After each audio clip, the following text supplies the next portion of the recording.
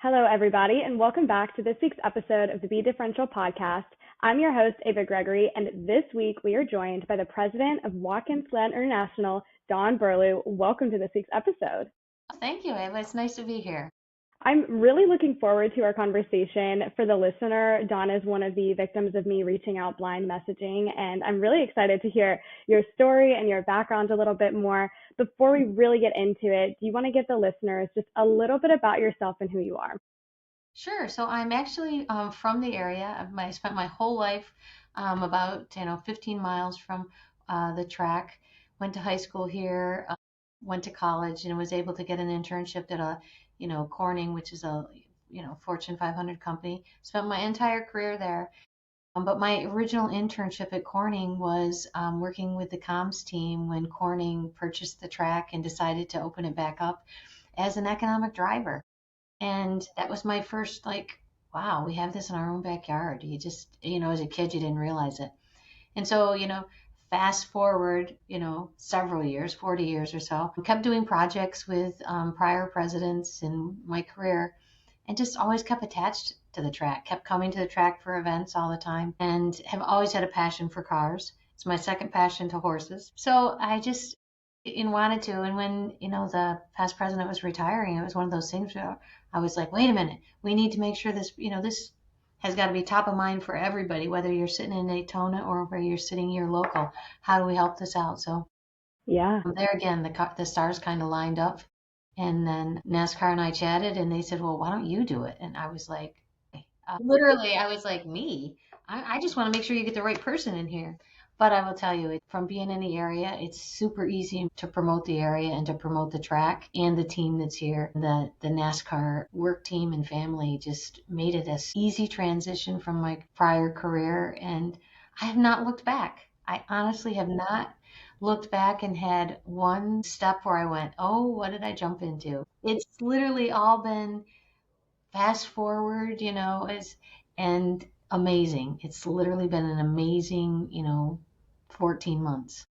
That is insane. Well, I am really looking forward to diving in even deeper because I was just telling Dawn that going to the Glen was my first IMSA race working in the NASCAR family. And so it's so cool to be having this conversation. And to your point, the venue, you guys, it speaks for itself. It's beauty, being in the Finger Lakes, oh my gosh, it's just stunning. And so, yeah, let's talk about, you mentioned, kind of coming into this role and opportunity and the stars aligning.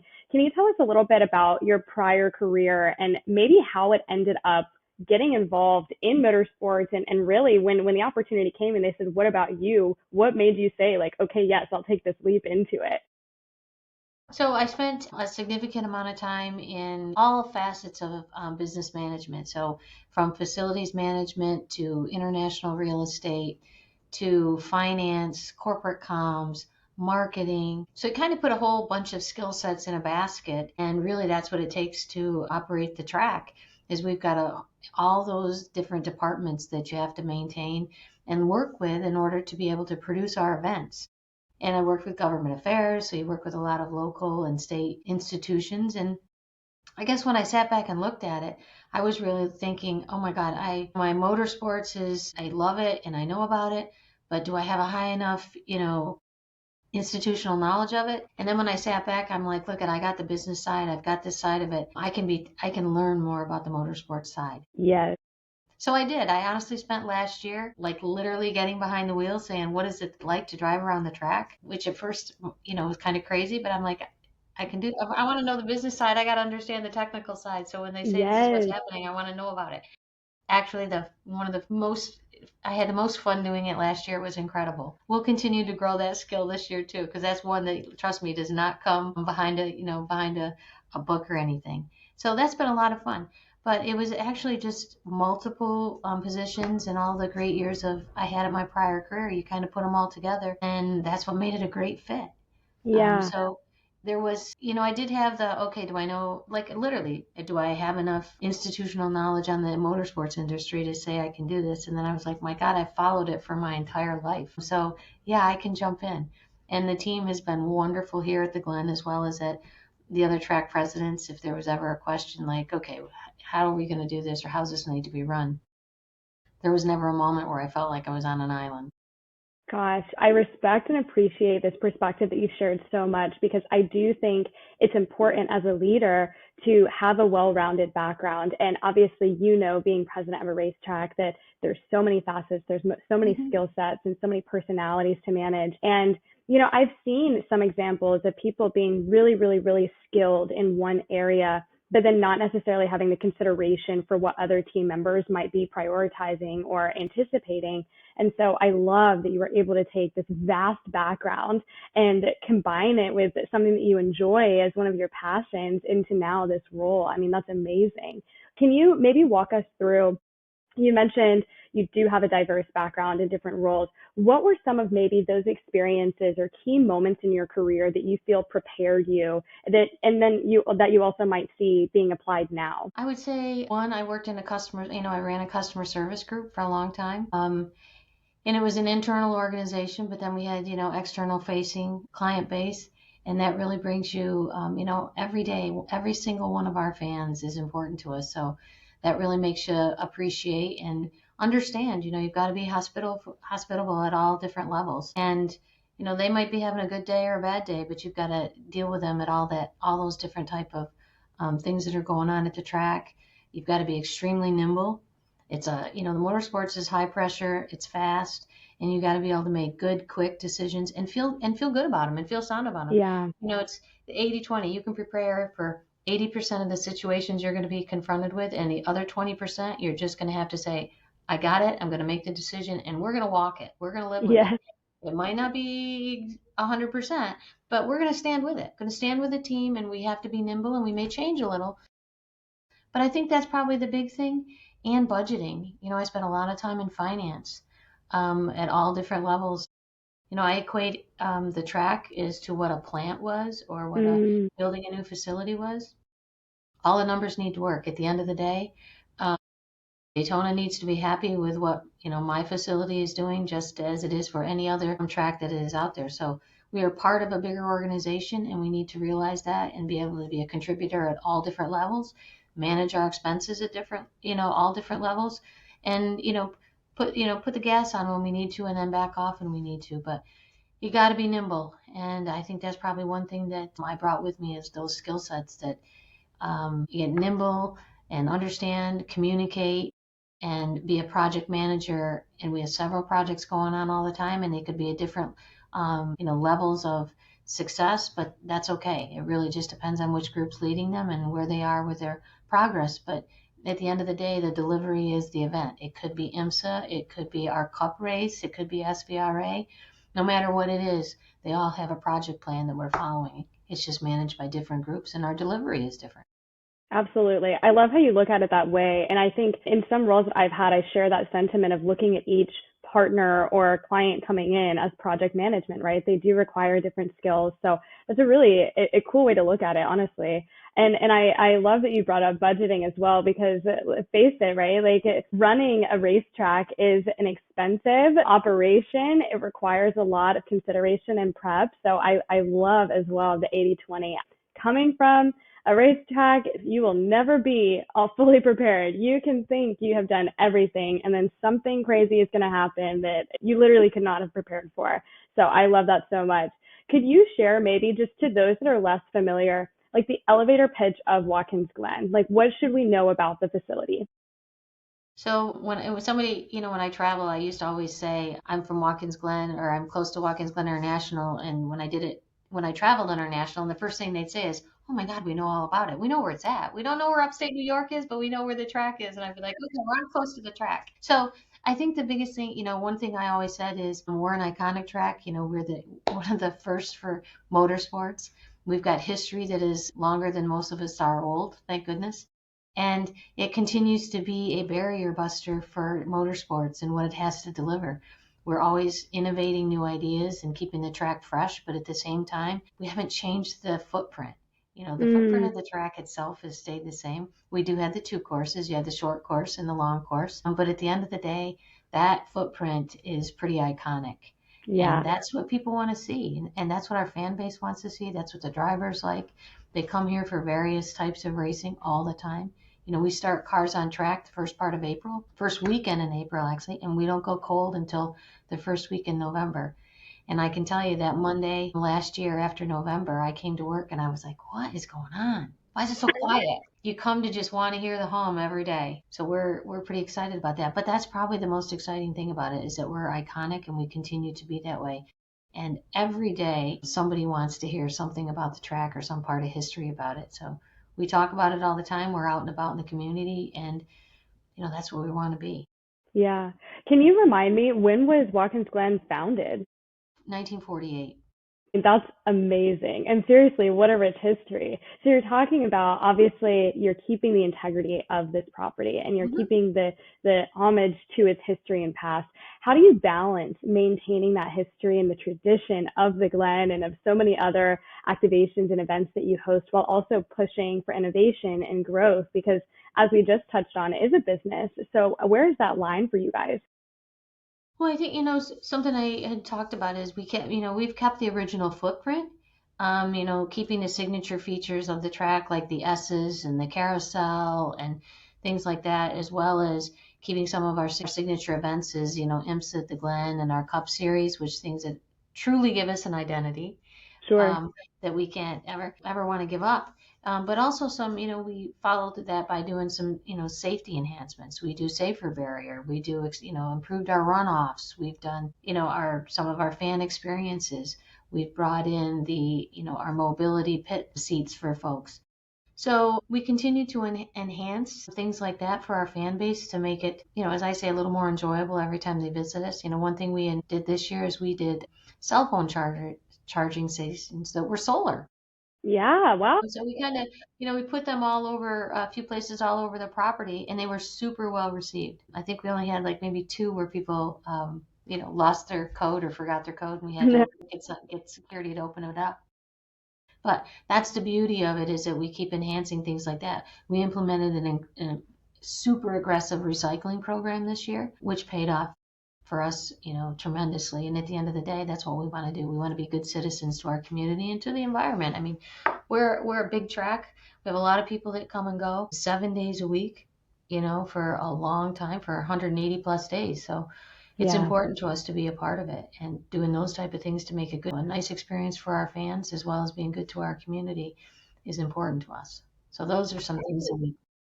Yeah, absolutely. And these are such important topics from a sustainability perspective, right? I feel like I address this on the podcast all the time, but if we want to continue seeing this sport that we love grow, we have to make room for sustainable efforts and supplemental options that might not be as damaging or might help the world, but also our properties that we're activating at. So I think those, even just small examples of the phone chargers, that's huge. And I respect greatly that you guys are looking at it from that perspective.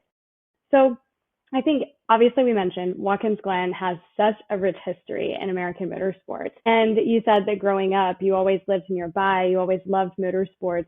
What does it mean for you to personally lead this iconic track? And what is that kind of mental thinking that you're going through when I'm sure you have the realization all the time of like, oh my gosh, like I'm doing this. So I will tell you, the drive up to the track is actually just beautiful, in the morning, and a lot of times the sunsets are gorgeous. But I'll tell you, it's an incredible achievement for anybody to be sitting here and working with this team and being a representative of the track itself, because of being such an iconic property and such a piece of motorsports history. There are days where I drive up here and I'm like, wow, this is all us. Yeah. And I say us because it's not a one-man show. Hmm. I have a super team, and without my team, I couldn't operate. I'd like to, I sit there and go, yeah, it's not all me. It's me. I love it. And I walk up here every day and go, well, thank you, because it's an opportunity that is just priceless to be part of a track like this, any track that NASCAR has or we race at, but just to be part of the strategy that we're building for this, and we're continuing to build and implement, just to continue in motorsports here of all types. We have, besides our Xfinity and our Cup Series, we have our Ferrari Challenge, we have our Trans Am, we have our SVRA. We've got tons of car clubs that come in every day. So it's pretty impressive to me to be able to be a part of that and have a facility that we literally, if Mother Nature could extend our summer season, we could be busier longer than, 180 days or so, but we'll take the 180 days or so that we get and be pretty happy with that. But I will tell you, Ava, it's really hard to put into words how I feel every morning when I drive up here. And a Yeah. lot of times at night, I will take pictures of the sunset because it's priceless. It's a Mm. priceless opportunity for me as a professional to sit here and be a part of it and be able to move the industry along. Yeah, absolutely. And as we're talking about moving the industry along, well, actually, let me make one comment before I move to the next question. You said, if Mother Nature would allow for a longer season. And let me tell you, it's a blessing and a curse because coming from Red Atlanta and operating Yeah, over 300 days out of the year, it's brutal. yeah. It's so much fun, but man, it is a lot on the team. So I love that. But no, you were just saying, moving the needle along, and I really appreciate that you mentioned, this is kind of like your second career in a way, right? Coming into this Yes. space. And I think it's really important, especially on this podcast platform, to talk about how you can get involved. And you mentioned the importance of community. What are you guys doing, or are there any specific programs or initiatives in how you're getting more people involved in introducing more people to motorsports as a whole, but also your venue? So one of my initiatives when I joined the team was I wanted to get our community, I say our rings of support, which, is I say 2-3 hours. Everybody else will come for our bigger events, but how do we get this day-to-day support? Right. And how do we integrate into our local community? And that's everything. So we started enhancing our school program. In December, my entire team took an afternoon and read to elementary school students. I love that. So we're in a we're in a reading program now. I'm passionate about education and how to get students. Reading programs can be super fun. There's a lot of great books that we can help with. We went and read, then we talked about the track, and we showed some great pictures. And we're now putting together we have a STEM program put together for as I say, the middle schoolers and through high school. So they're going to come and spend a day with us so we can understand what all of our team does. Here's what you do in marketing and ticketing and group sales and partnerships. Here's what our ops team does. Yeah. Everybody wants to be a driver. We've created a program that says, here's what you can do besides being a driver. Yeah. And all these things. And here's what all the positions are for being a track. So we've created that program. I think we have our first program with 3 elementary schools in March. And so we start that. We just had our Ties and Tiaras program, which was a dance with dads and their little girls. And they all dressed up in their beautiful dresses. And there again, it's just letting people know that the track is attainable. We Yes. also last year we introduced a bike night, a pedal bike. So people brought their Oh my gosh. families. Yeah, it was really cool. Brought their families and came and, you know, biked the track. And we had bikers that came, so people that, no kidding, could do 20 miles in 2 hours. And then we had families that came with their little ones in all ages and biked the track. It was so successful. We're going to move it to Saturdays this year and do 2 different events. And we're actually in our first event, we're going to give bikes away, 25 bikes away, and helmets that our sheriff's department is graciously going to put together with our team. We're going to do a work bee day. So Wow. we're doing things like that. We do a number of parades. My team does. All the times we're doing that. We do a Halloween event downtown with our cars. So really trying to get out. I probably do speaking events, if not once a week, at least a couple times a month. Wow. Or I'm just out and about and letting people know what the track has available to them. That's huge. Yeah, and I could go on and on what we're doing as our team is doing. And there again, it's just we want people to know that the track is attainable. Mhm. So if you can get here when it's maybe not one of our major events, so you can kind of feel that the track is not a scary place because it's so big that you'll want to come back and say, God, I want to come back when IMSA is here. I want to come back when the NASCAR Cup Series is here. And then they won't be overwhelmed because we're so big. That's such a good point. I feel like, obviously being at the racetrack, you see it in its off season and its peak season. And I think that is really important because I think when you look at these major events like NASCAR, IMSA, et cetera, it can be really overwhelming if you've never visited and attended. And when you see a space completely empty as opposed to these huge activations and build outs, it is a really different experience.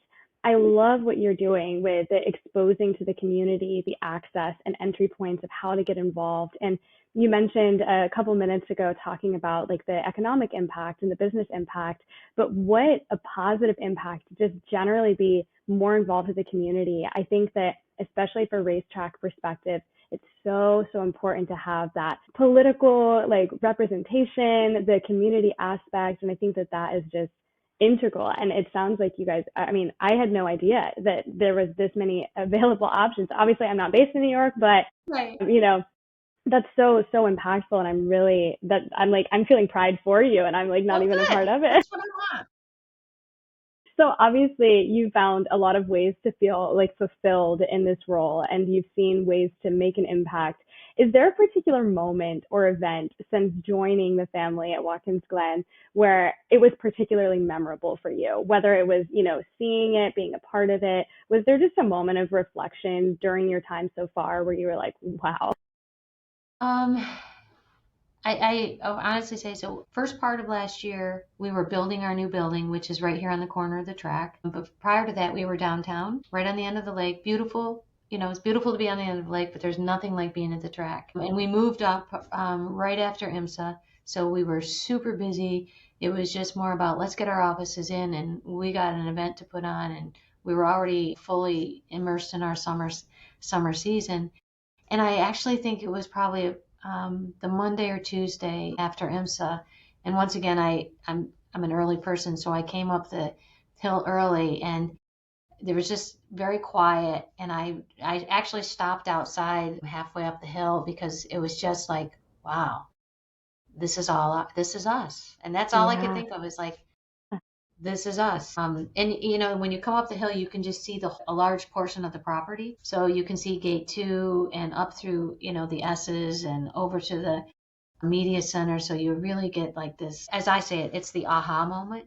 And so I sat there and I was like, wow. And I think um, that was my aha moment. Like, Yeah. this is really real. I mean, I know it's Yeah. been 6 months. At that time, it'd been about 6 months, but I truly think that was my moment where I just kind of took a deep breath, and I will tell you, got teary eyed and went, wow, Yeah. I did it. I mean, I did it. Yeah. I jumped, I leaped, I and we made love it. that. I love that. I feel like I'm a very goal-oriented person, and so it's Me really too. hard to remind myself to embrace whatever moment and season I'm in. And I love that. I love asking this type of question because I think it's so important for that reminder. But gosh, I love that aha moment that was just like, dang, like I did that. We did it. I've made it. That's amazing. Wow. And then also, I wanted to ask, this is kind of a tangent, but you mentioned earlier that you were getting behind the wheel more and you're seeing it. Are there track days in your future? Are you preferential to one type of car on the track or not? So we have a group here that it comes in the summer. It's called the Little Speed Shop, and they do Okay. repairs and help all the car clubs go, and they also do rentals.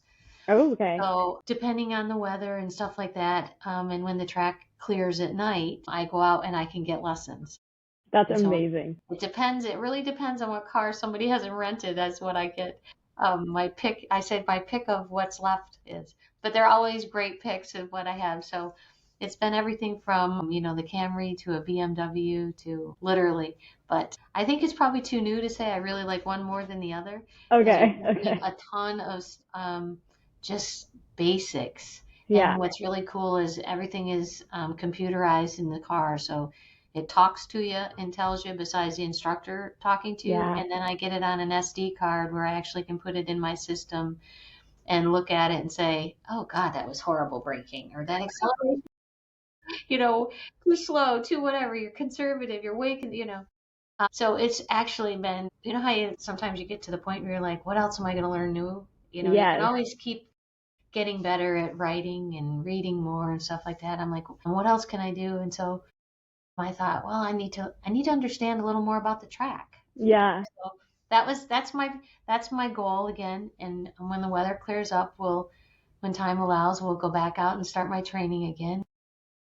It's truly so I can understand and talk the talk better and be part of the technical side as well as the business side, because I love the business side and really want to understand that. I love that so much. Just truly like an acute understanding from the ground up, getting on track. I think it's so important. Like, I mean, we talked about earlier in the conversation of having a well-rounded skill set, but also this deep understanding. I love that. And it's just going to reflect so clearly on your understanding, your passion. So I can't wait to see that. Sorry, I'm It was bouncing fun. around over here. I'm just I will tell you, my team, because we do it, and like I said, we have to wait till the track, everything is done at night from our rental.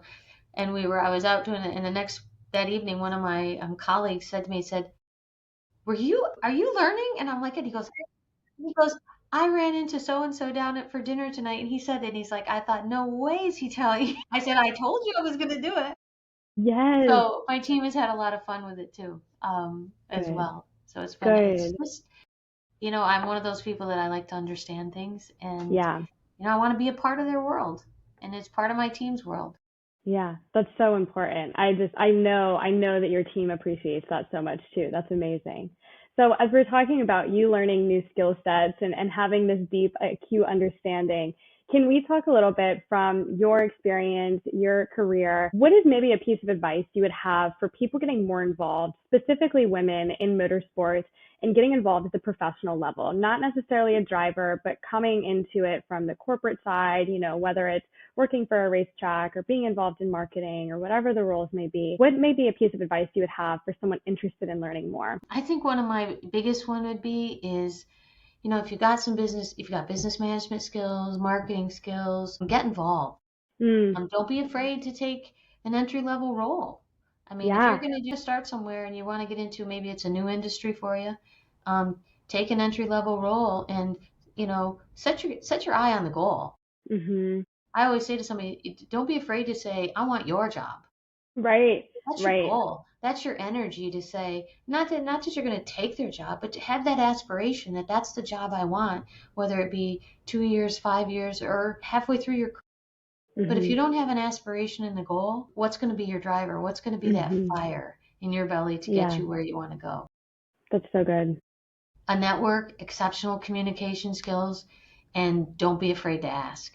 Mhm. I know in my case, I said to somebody, hey, trust me, I'm not afraid to ask questions. I'll be out there. I'll be like, hey, knocking on your door. But everybody's been great about it, and everybody wants to be a part of that, especially in this industry. Like I said before, it's a high pressure, fast industry. So be nimble. Mhm. I always say that. Look forward, be nimble. Do you have to be a little bit of a risk taker? Sure. That's what, that's what leadership is. But also, you may trip.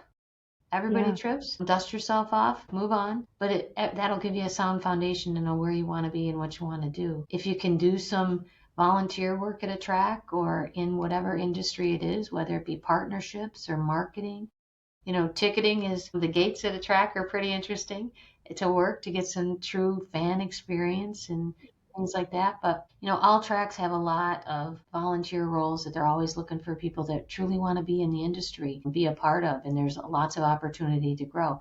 As I said before, that's part of what we do for our student program is expose them to all different aspects. I mean, our accounting and finance person does a presentation that day to let somebody know if you like numbers, you can still work in a track. We have Yeah. controllers. We have a huge financial organization. We have a legal organization. So that's the big thing is it's not just there's, I always tell people, let's keep it between the guardrails. But when you're looking at careers in the motorsports industry, it's a pretty big playing field. Absolutely. Just whatever your pleasure is, run for it and just go to that industry or that specialty within our industry because there's a lot of opportunity there. I'm so glad you said this because I feel like I harp on this topic so much. You're right. You'd said at some other point in this conversation, people always think of drivers and you want to showcase how else you can get involved through these STEM programs, et cetera. But really, no matter what your interest or your skill set is, every company within motorsports needs an accountant, needs a lawyer, needs, all of these different roles. So literally no matter what your interest or skill set is, there's a way for you to be involved in this ecosystem. And I think that's fantastic. And I think you shared some amazing qualities of, one, what it takes to work in this industry, to maybe have the necessary skills to lead in this industry, and then looking beyond, where you currently are to where you want to go. I think that's so impactful. So I appreciate you bringing that up. No, I mean, communication skills at various levels, you know, social. I mean, that's the way of the world is on your phone now. So we have to learn to communicate differently. And how do we do that? We have a team that helps us with that. Right. We have a team that writes press releases, but we also have a team that does our social. So we have, there's tons of levels of things that people can do to get into the industry. Absolutely. Dawn, do you feel like when you were coming into this industry, or maybe in your previous career, you had a mentor that was kind of showing some of those points, or was it just maybe strictly through trial and error? So my very first job in corporate communications, she was a super woman that was had a huge broad, there again, she came from comms, but she had legal background. So she was kind of a lot of everything. And her theory was there was never a position that you couldn't do if you wanted to do it. Yeah. And she actually went on and she worked in the federal government administration. She went Wow. on to be a professor. Just a very interesting way of thinking about things. And then throughout my career, I happened to work for a couple of gentlemen that just saw no barriers. Yeah. And so if you went in and said, I'm one of those people that said, I want that job. They would say like, okay, you want that job. Here's the 10 steps it's going to take you to get there. And I'd say, okay, then I'm going to do the 10 steps and I'll be back. So, right. And I did that with one of my last jobs in my career. One of the only things I didn't have when I was looking at my prior job was I wasn't an elected official. So I'm like, okay, I'll go out and run for an elected position. I love that. And of course I went into my boss and he was like, you're joking. Really? I'm like, yeah, that's the only thing I don't have that you have. That is so funny. I love that. Oh my gosh. And 14 years later, I'm still in an elected position. But my point is, I had made the aspiration of what I wanted to do. I kind of literally checked away the things that said, and in the end, I ended up with his position when he retired, and I absolutely loved it. And then I had, this opportunity to come along, but it was because I put all those skills that I had acquired all those years and just kept adding to them. And I wasn't afraid to jump. Yeah. I believed in myself, and I believed in the team I was going to be coming to join. I love that. And you said earlier that you have to be okay with, you might trip and you just have to get back up. And I think that speaks volumes to your resilience and now where you are, So along this kind of train of thought and this topic here, what's one thing that you would like to accomplish with your time at Watkins Glen? What would you like to do? What's your goal set now, looking forward to your career and your impact on the venue and the industry? So I want us to continue to enhance our fan experience. It's just my own personal opinion. There again is I think we've been such a successful track that we kind of got into this, everything's going great, and we maybe didn't continue to nurture them. And I believe that we have to nurture our fans every year, every day, every event. Yeah. One, that'll grow, and two, that's what helps us locally, because those fans will want to come back and be in our community. And that's right. Our community, without us, our community does not succeed, and without them, we don't succeed. So that was one thing is I want to continue to do, and we've got some great plans on it. My team has done some amazing things with trams to help our fans move around and be more accessible for our fans with disabilities. So we're going to continue on that path. We're also continuing to open the track up for events. So we're doing a motors and music event this year, and we're adding a car show in on a Wednesday night. We're going to do it on Wednesday nights. And I think what it'll do is it's just going to get people to come to the track. Right. And so I want to continue, and I want to be known for like that people said, you know what, I didn't know I could go to the track until Dawn came. And Dawn and her team opened up the track to everybody. Yeah. So, and I think that will be twofold, because it will continue to get people to support us in our community, and then it'll get the people to want to come back for our major events. So attainable, and get our students to continue to be involved in our community. and to be involved in the track. Because there again, our local students are what keep us going, and our local volunteers are super important to us, and we need to take care of them and appreciate them all year long. So Absolutely. God. I know you'd probably think it should be all numbers based, but at the No. end of the day, numbers, we have to do the numbers to make it work. But I believe that we have to continue to integrate ourselves in our community, and as I say, we need to branch out our rings of support on a day-to-day basis. Well, and I'll be honest, from my background working at Radio Atlanta and then even in my role now with marketing partnerships, the value of relationships is unmatched. It's literally cannot be measured like anything else. And you're so right. Having these additional rings of support, having an acute understanding of who your fan base is and who your ticket holders are, and bringing them value so that they continue to feel valued is really, really important. And I, at least in my career, I am taking that lesson so strongly and resonate with it so deeply because it is so invaluable. But I appreciate that insight so much.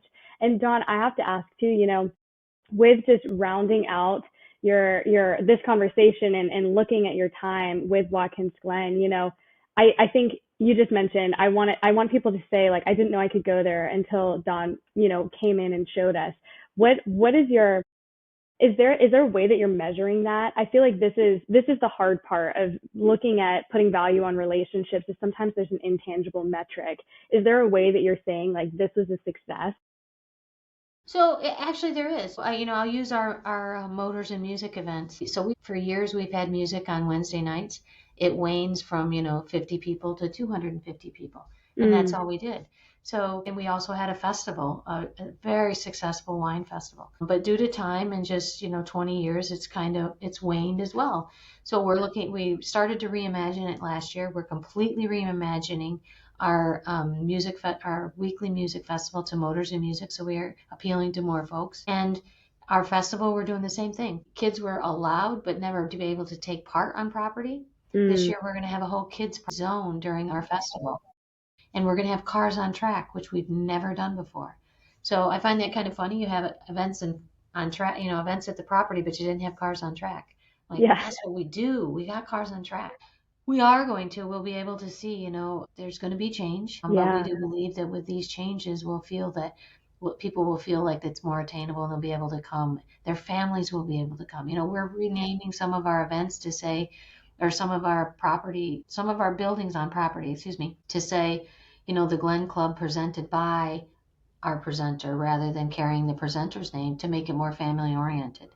We're naming things to be the history of the Glen and be family oriented. That's all important. If you're bringing a family in, or you want to be able to feel like everybody's included here, and it's not just a 21 and above crowd. yes. There's a lot of young people. You've got two real big demographics and a group in between. So we've got to appeal to everybody. And so we're trying to do that this year by changing those things up. And I think that will very much help us. I believe our numbers will go up by doing that. And our surveys will also demonstrate that. That's a great example. Well, Dawn, as we're closing out here, I appreciate the insight that you've shared so much. Is there anywhere that the listeners can follow along with your journey or Watkins Glen and what you guys have upcoming? Sure. At theglen.com is, watkinsglen.com, the Glen. We have all our events listed. We've got all our ticket packages for sale. We're on Facebook, LinkedIn, Instagram. I have an account on Instagram as well that you can always follow. It's always pretty funny because I'm always doing something crazy. This weekend Yeah. I did a snow cross event, which is snowmobiles jumping. That was Wow, pretty that's crazy. huge. That's so cool. But there again, I wanted to go out because it's motorsports. I'm like, Right. we need those people to come to the track. Absolutely. So I went and spent the day with them. But all that kind of stuff is out there on our pages. So I'd encourage everybody to go look them up. Absolutely. Well, thank you, Dawn, so much for joining. And listeners, thank you for tuning in this week. We'll see you next week. Bye. Bye bye.